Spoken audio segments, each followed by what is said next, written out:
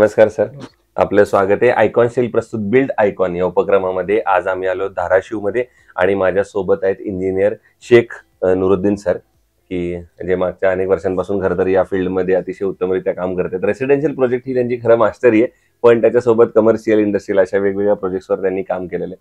So build icon या प्लॅटफॉर्मवर आपण त्यांच्याशी आज गप्पा मारणार आहोत. सगळ्यात आधी मला विचारायचे ते म्हणजे तुमची शैक्षणिक बॅकग्राऊंड, म्हणजे तुमची शाळा कुठली होती, तुमचं कॉलेज कुठलं होतं, आणि सगळ्यात महत्त्वाचं म्हणजे सिव्हिल इंजिनिअरिंग हे फील्ड निवडण्यामागचं इन्स्पिरेशन कोणाचं होतं, ज्यांच्यामुळे तुम्हाला असं वाटलं की मला पण सिव्हिल इंजिनिअरिंग फील्डमध्ये जायचंय, मला पण इंजिनियर बनायचंय, असं तुम्हाला कुठून वाटलं? तर ती एखादी आठवण असेल तर हे दोन्ही आम्हाला ऐकायला आवडेल. अल्हम्दुलिल्लाह. मी नगर परिषद शाळा जी आहे आपल्या नगर परिषद मार्फत चालवली जाते. बरोबर. त्यात होतो पहिली ते 7वी पर्यंत. हम्म. त्याच्यानंतर उस्मानाबाद जिल्ह्यात नव्हे तर संपूर्ण महाराष्ट्रात बरोबर. ज्यावेळेस गुणवत्ता मेरिट लिस्ट लागायची ते असे छत्रपती शिवाजी हायस्कूल, बर इथे मी नंतरचे शिक्षण घेतले 8वी ते 10वी पर्यंत. बर. आणि माझ्यासाठी एक खूप अभिमानाची बाब आहे की आमचे रनिंग जे MP रनिंग जे MLAs आहेत ते आमचे बॅचमेट आहेत. अरे आम्ही वा. सोबत होतो. माननीय क्या बात आहे. ओमराजे निंबाळकर साहेब, हो. माननीय कैलासदादा पाटील बर. आणि इतरही आमचे सहकारी जे आज खूप उच्च पदावर आहेत होय. त्यांच्यासोबत बॅचमेट होतो मी छत्रपती शिवाजी हायस्कूल. वा. आणि योगायोगाने गव्हर्नमेंट पॉलिटेक्निक उस्मानाबाद इथे मी पॉलिटेक्निकला ऍडमिशन घेतलो. तर सुरुवातीपासूनच आमचे वडिलांचे ध्येय होते की आई वडिलांचे की मी इंजिनियर व्हावे, कारण आमच्या फॅमिलीत इंजिनियर्स होते पहिले. तर त्यांच्यापासून इन्स्पिरेशन घेऊन त्या अनुषंगाने आम्ही 8वी पासूनच टेक्निकल हा सब्जेक्ट होता. बरोबर. टेक्निकल मिळावं ह्या हेतूनच मी छत्रपती हायस्कूल मध्ये त्या तुकडीत प्रवेश करून घेतला. बरोबर. आणि देशपांडे स्टँड जवळ जे टेक्निकल हायस्कूल आहे तिथं 8वी ते 10वी पर्यंत टेक्निकलचे आठवड्याला एक बॅचेस व्हायचे. त्याचा मला फायदा असा झाला की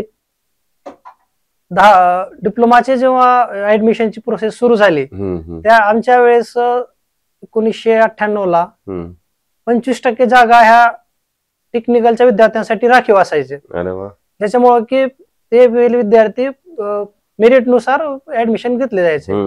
पहिल्याच दिवशी 2 नंबरला माझा वेटिंग लिस्टला नंबर होता. आणि मी म्हणजे सांगण्यासाठी की फर्स्ट इयरला मी ऑटोमोबाईल्स निवडलो.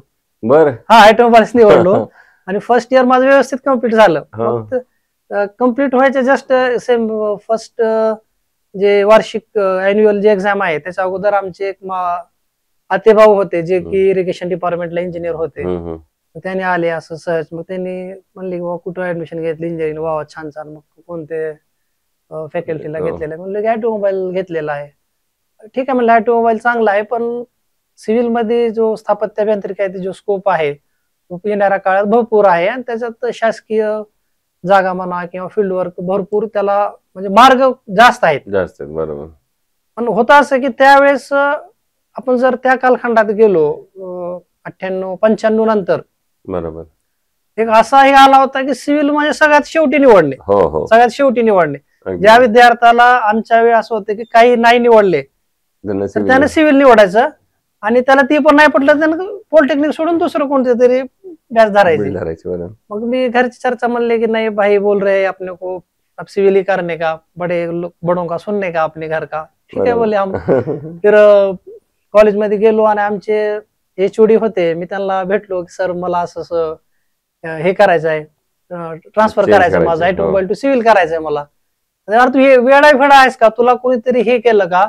पण टोटल कॉलेजमध्ये एवढी काटेकोर स्पर्धा होती, 1 ते 2 जणच असं कॉलेज सोडून काही व्यक्तिगत कारणामुळे किंवा अथवा ज्यांनी सोडणार होते आणि ऑटोमोबाईलची वॅकन्सी होणार होती त्यांनी तरी मला म्हणले नाही नाही तुला कोणीतरी कॉलेजमध्ये किंवा असं हे केलेलं आहे आणि तू पॅरेंट्सला घेऊन ये. मला वाटत नाही की हा निर्णय सामूहिक आहे किंवा फॅमिलीमध्ये घेतलेला आहे. म्हणून नाही सर. तर मी वडिलांना घेऊन गेलो. त्यांनी म्हणले की भाई साहब ये अभी तो मैकेनिकल ऑटोमोबाइल के लिए लोग तरसते, आप कैसे छोड़ रहे सिविल ले रहे, अभी सिविल का तो कुछ ऐसा ये नहीं है. त्यांनी सांगितलं की नाही आमचे माझा भाचा आहे तो हे आहे. ठीक आहे मला विचारपूर्वक निर्णय घ्या. शेवटी धाडसानं निर्णय घेतला आणि सिव्हिल जॉईन केलो. ड्रायव्हर छानपैकी पॉलिटेक्निक आम्ही कम्प्लीट केलो. त्यावेळेस आम्हाला खूप नावाजलेले प्राचार्य वगैरे होते तिथं. आणि योगायोगाने त्यावेळेस तिथं आमचे सिटिंग MLA आहेत ते पण तिथं इलेक्ट्रॉनिक्सला होते ते. असं एक चाल आहे. त्यानंतर मग आमची जी कौटुंबिक पार्श्वभूमी आहे त्या आमचे वडील फर्निचरचे कॉन्ट्रॅक्टर होते. मग इथले जे स्थानिक त्या काळात ज्यांनी जिल्ह्यात असं म्हणता येईल की गृहनिर्माण प्रकल्पाची जी मुहूर्तमेढ किंवा पाया रोवला ते श्री अनिल नायकवाडी साहेब यांचे जे नायकवाडी डेव्हलपर्स युनिट होतं. बरोबर. वडिलांनी मी पॉलिटेक्निक कम्प्लीट व्हायच्या अगोदरच त्यांच्याशी बोलले होते, साहेब अपना बच्चा आहे तो आपके पास लेना आलाय, ठीक आहे घेऊन या. इकडे माझं थेरॉटिकल झाले अजून ओरली झालं नव्हती की मी साईट जॉईन केली. माझ्यासाठी अभिमानाची बाबा आहे ह्याची तर इंटरव्ह्यू होत आहे, हे वास्तू मी साईट इंजिनियर म्हणून होतो. आणि साहेबांचा खूप म्हणजे मला फायदा झाला नायकवाडी डेव्हलपर्स. आमचे सिनियर श्री शिवाजी मगर साहेब. बरोबर. आणि एक व्यवस्थित प्रकारे हे झालं. बरोबर. असा सगळा प्रवास निजुदारचा निर्णय घेतला होता स्थापित अभियांत्रिकी शाखेत घ्यायचा. बरोबर. तो म्हणजे सक्सेस झाला. पण आता असं वाटत नाही की ऑटोमोबाईल इंजिनियर झालो असतो तर अजून काहीतरी वेगळं झालं असतो वगैरे, असं काही नाही वाटत. निर्णय घेतला त्याला योग्य पद्धतीने राबवून. आमच्याही मते की निर्णय योग्यच आहे, कारण की तुम्ही मागचे एवढे वर्ष काम करताय, इतके शेकडो प्रोजेक्ट कम्प्लीट केलेले, तर त्याच्या अर्थ तुम्ही चांगले यशस्वी आहात आणि अतिशय उत्तमरित्या काम करतात. मग ह्या सगळा प्रवास झाल्यानंतर जेव्हा स्वतः इंडिपेंडेंट स्वतःची कन्सल्टन्सी सुरू केली तेव्हा पहिला प्रकल्प कुठला गेला त्याची काय आठवण आहे का? जेव्हा मी साहेबांकडे 2002 ते 2005-07 पर्यंत ऍज अ साईट इंजिनियर म्हणून तिथले प्रकल्प हाताळले. पारिजातक अपार्टमेंट्स, पुष्पक मंगल कार्यालय, विविध प्रकार साहेबांचे तिकडे इंद्रप्रस्थ नगरी म्हणून ते होते.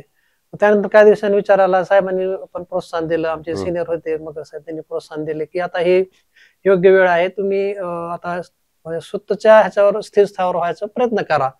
तर मला 2-3 ऑप्शन्स होते, जसे की गल्फ मध्ये वगैरे जॉब सर्चिंग करणे किंवा मग पुणे मुंबई सारख्या मेट्रो शहरात हे करणे.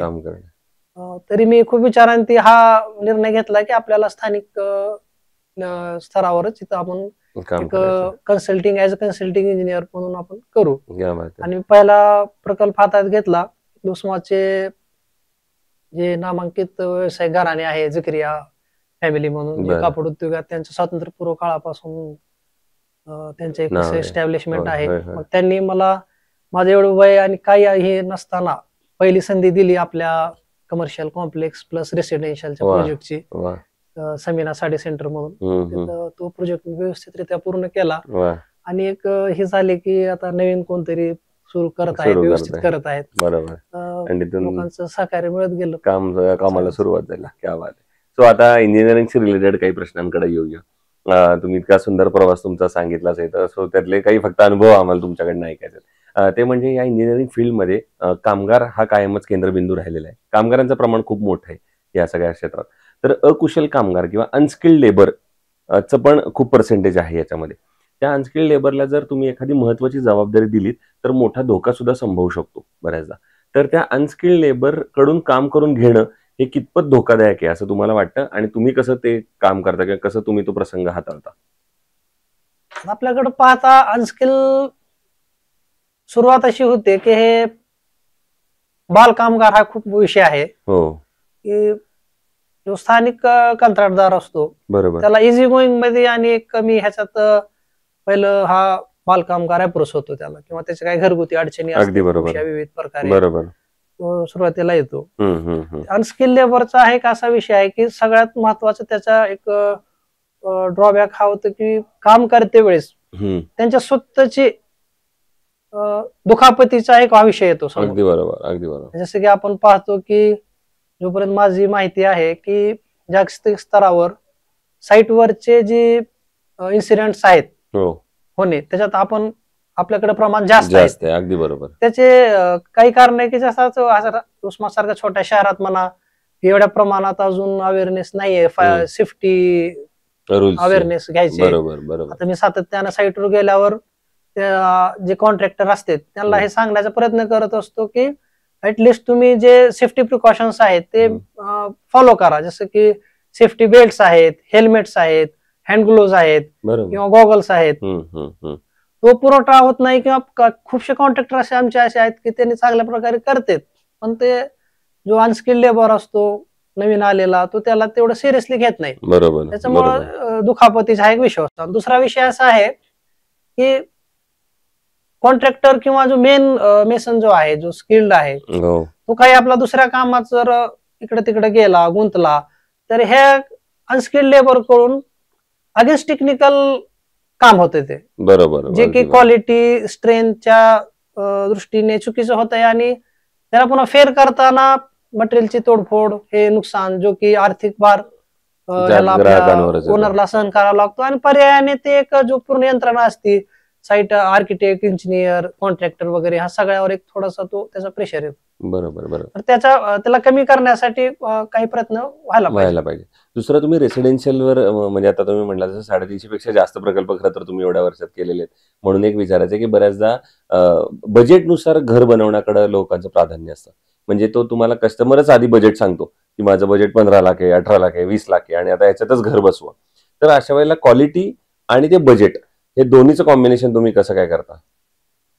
माझे जे हे आहे की मी जेव्हा ह्या क्षेत्रात आल्यानंतर ह्यातले जे नामांकित आर्किटेक्ट्स आहेत, जे आम्हाला म्हणजे गुरुतुल्य आणि खूप मोठी ज्यांचं एक प्रेरणास्थान मानता येईल. अगदी बरोबर. जसं की आपण ह्याच्यात नाव घेतो आमचे बेरी साहेब, आर्किटेक्ट बेरी साहेब.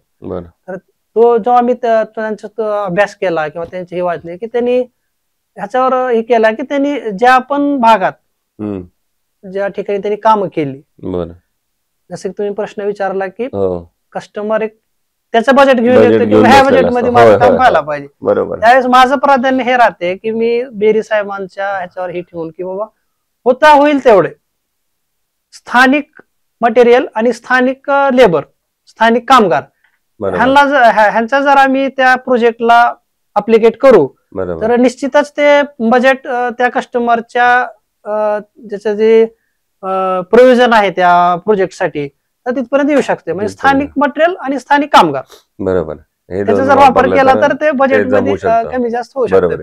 दुसरं, बऱ्याचदा एक क्वालिटी कन्स्ट्रक्शन जर करायचं असेल तर कुठले महत्वाचे मुद्दे फॉलो केले पाहिजेत असं तुम्ही सांगाल की हे 1, 2, 3, 4 मुद्दे जर फॉलो केलेत तर एक चांगलं दीर्घायुष्य टिकणारं बांधकाम होऊ शकतं? जे महत्वाचे ते आपले घटक आहेत ते स्टील, सिमेंट आणि बॉन्डिंग मध्ये, तर हे जे कंपनीज पूर्णतः टेक्निकल निकष किंवा टेक्निकल पॅरामीटर्स आहेत ते करून सातत्यानं ज्यांनी जे नवीन नवीन शोध आणि ह्याचा तंत्रज्ञानाचा वापर करून जे आपल्याला मटेरियल पुरवठा करते, बरोबर, ते जर आपण मटेरियल वापरलो तर क्वालिटी अचिव्हमेंटचा खूप म्हणजे आपण हे करू शकतो, त्याला अचीव करू शकतो. बरोबर. दुसरा पुढचा प्रश्न असा एक विचारायचा आहे, मागच्या 15-20 वर्षापासून तुम्ही हे क्षेत्र बघताय, या क्षेत्रात काम करताय, हे क्षेत्र बदलताना पण तुम्ही बघितलंय, तंत्रज्ञान बदलताना बघितलंय आणि त्याच पद्धतीने तुम्ही धाराशिव पण बदलताना बघितलंय. म्हणजे लहानपणापासून ते आजपर्यंत मागच्या 20 वर्षात धाराशिव मधले पण बदल बघितले. तुम्ही मगाशी सांगितलं की तुमच्या बरोबर असलेले बॅचमेटच आता आहेत मोठ्या राजकीय पदांवर. तर मग असं मला एक प्रश्न विचारायचा की एक इंजिनियर म्हणून पुढच्या 15-20 वर्षात तुम्हाला काय बदल धाराशिव मध्ये करावेसे वाटतात किंवा विकासाच्या दृष्टीनं, किंवा आपण ज्याला विकासाचं विजन म्हणतो, एक इंजिनियर म्हणून तुम्हाला असं काय वाटतं की या गोष्टी पुढच्या 15-20 वर्षात जर झाल्या तर धाराशिव मध्ये चांगले महत्वाचे बदल घडू शकतील?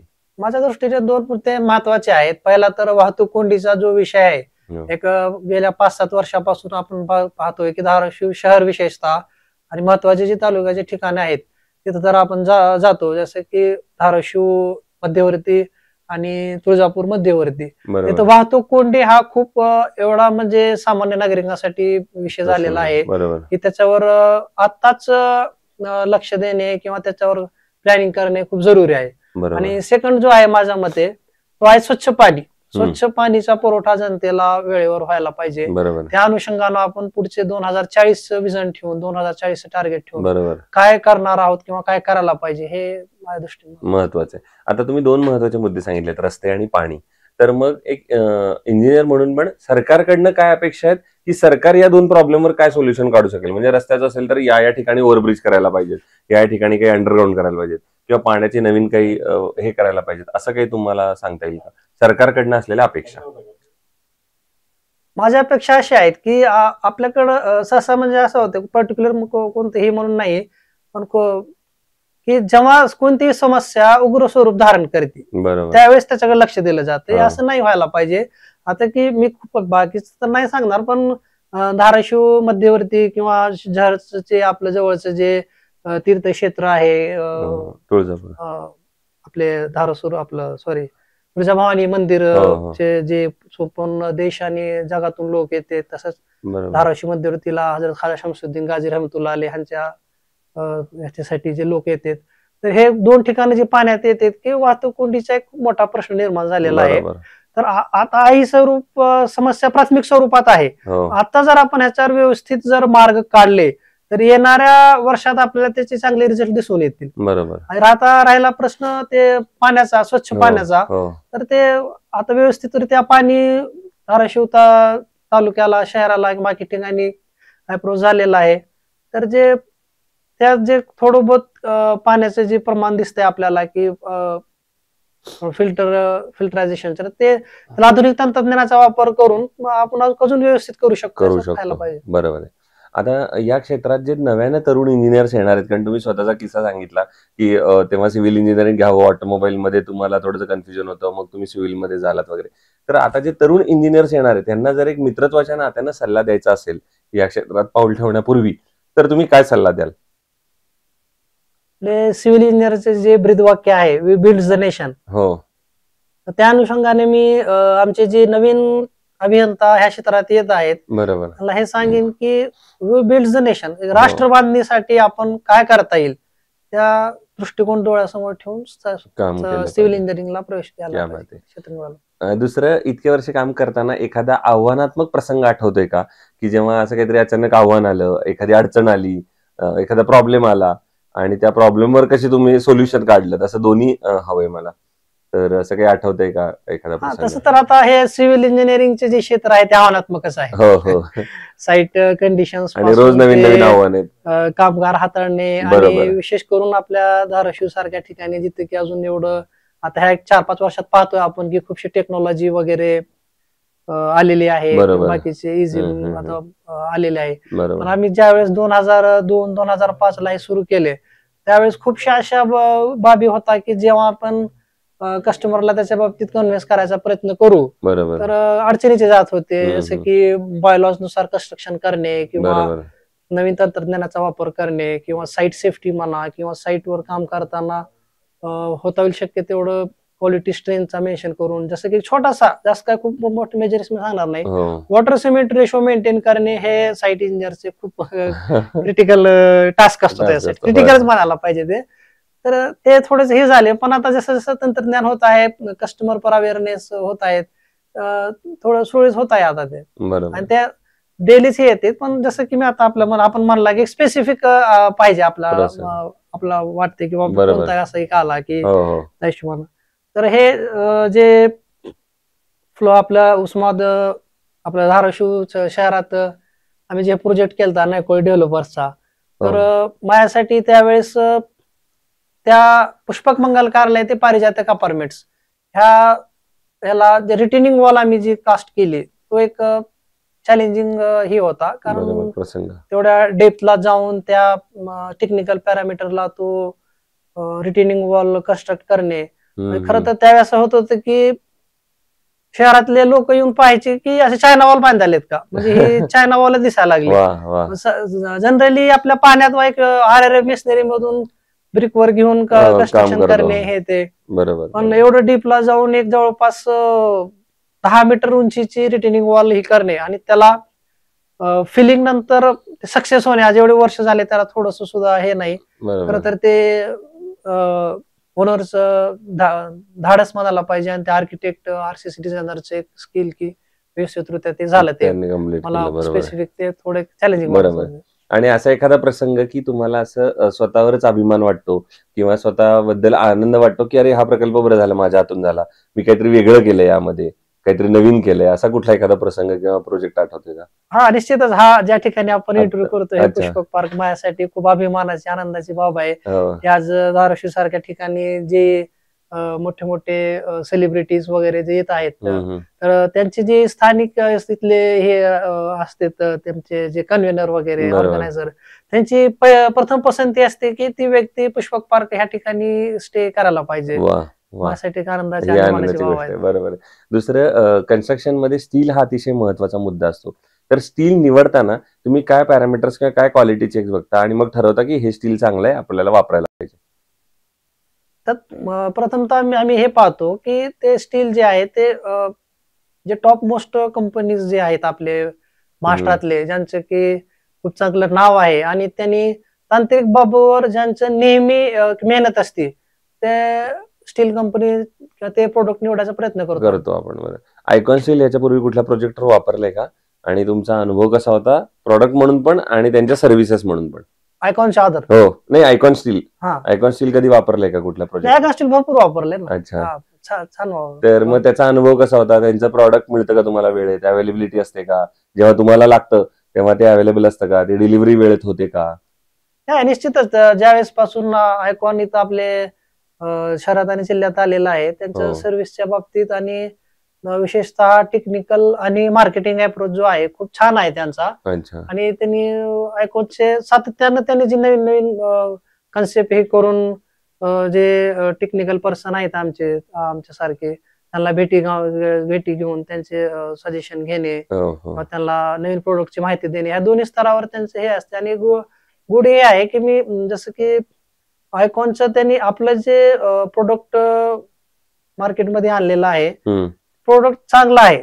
जसं की आता खूपशा वेळेस काय होतंय की आपण कस्टमरला या ब्रँड सजेस्ट करतो, त्यानंतर त्या ब्रँडच्या बाबतीत एक जनधारणा असते, कस्टमरची एक धारणा असते की ही वेट येते किंवा ह्याचा रेट जास्त असतो, किंवा काही आपण मागणी केली तर पहिल्या वेळेस लॉट मिळतो, पण असं काही आयकॉनच्या बाबतीत मला कस्टमरचे कधी निगेटिव्ह फीडबॅक आले नाही, प्लस आले. आणि ज्यावेळेस एक स्पेसिफिक ब्रँडनं त्यांचे नवीन नवीन काही कन्सेप्ट येत असतात ते, त्याच्यामुळे कस्टमरला पण ही एक गॅरंटी होऊन जाते की बोनस त्यांना एक मार्केट ही मिळून जातो कस्टमरला. प्लस जेव्हा आम्ही त्यांना टेक्निकल पर्सन म्हणून मी त्यांना सजेस्ट करतो की हा ब्रँड खूप छान आहे, त्याचं वेट मध्ये पण व्यवस्थित येते आणि क्वालिटी चांगली आहे, रेट पण एक बॅलन्स रेट असतो, मग तो तेव्हा कस्टमर बाहेर त्याच्या बाबतीत क्रॉस चेक करतो किंवा थोडस फीडबॅक घेतो, तर त्याला पुष्टी मिळून जाते. त्याचे योग्य की कस्टमरचा आमच्यावर सुद्धा विश्वास अजून चांगला होतो. क्या बात आहे. सो हे होते इंजिनियर शेख नुरुद्दीन, आणि त्यांनी मागच्या 20 वर्षाचा त्यांच्या अनुभवाबद्दल सांगितले. त्यांनी 350 पेक्षा जास्त जे प्रोजेक्ट केलेले त्याबद्दल त्यांनी सांगितले. त्यांचे आयकॉनिक प्रोजेक्ट बद्दल सुद्धा त्यांनी अशा सांगितलं. आणि सगळ्यात महत्वाचं म्हणजे या फील्डमध्ये जे इंजिनियर येणार आहेत त्यांना सांगितलं की आपण देश उभारणीचं काम करतोय, समाज उभारणीचं काम करतोय, आणि या फील्डला खूप मोठा स्कोप आहे. त्यामुळे खूप मोठ्या संख्येने चांगलं काम करा, सर्व संधी तुमची वाट बघतायत. सो पुन्हा एकदा मनपूर्वक आभार की तुम्ही आमच्या बिल्ड आयकॉन प्लॅटफॉर्मवर आला, तितक्या मनमोकळेपणाने गप्पा मारल्या. येणाऱ्या भविष्यात सुद्धा असेच आयकॉनिक प्रोजेक्ट तुमच्या हातून घडावेत, याच माझ्याकडून आणि आयकॉन स्टील दोघांकडून मनपूर्वक शुभेच्छा.